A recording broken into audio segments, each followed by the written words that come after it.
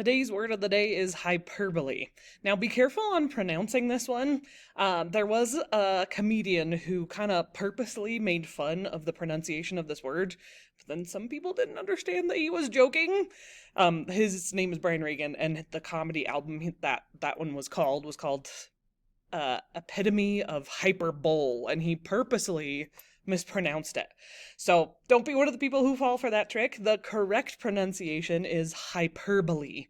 And so spelling wise, the good way to remember what this one is hyper and then bowl, but it's not like the normal bowl. Okay, so anyways, hyperbole are when you use exaggerations.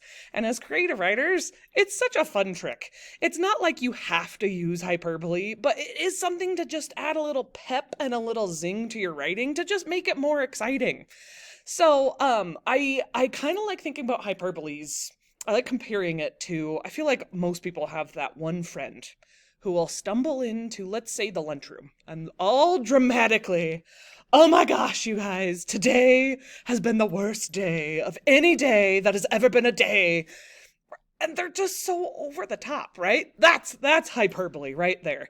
That they're overly dramatic, they're exaggerating. I'm going to be honest, I'm guilty of hyperbole, especially when it comes to numbers.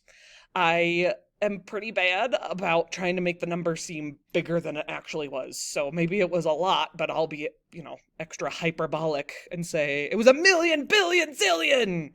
So, that's me just trying to make it more exciting. But you do have to be careful of hyperbole, especially if the expectation is that you're being accurate, right? So in a creative writing fictional kind of world, that's no big deal to exaggerate and make it seem over the top, extra big, exciting.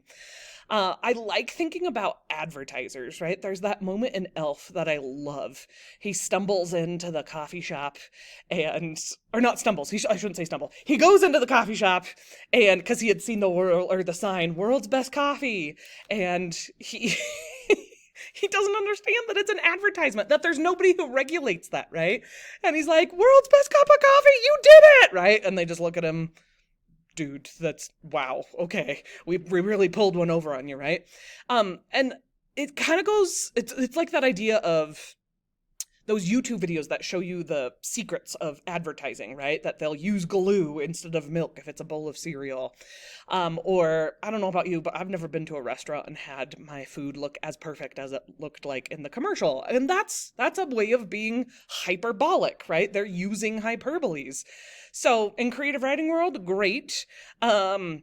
Especially if you want to make your writing more exciting. So don't forget to watch the 2 examples that are on the Canvas assignment today. They're good ones, and they will help you get some ideas for your You Try box. Okay, word of the day, hyperbole. There we go.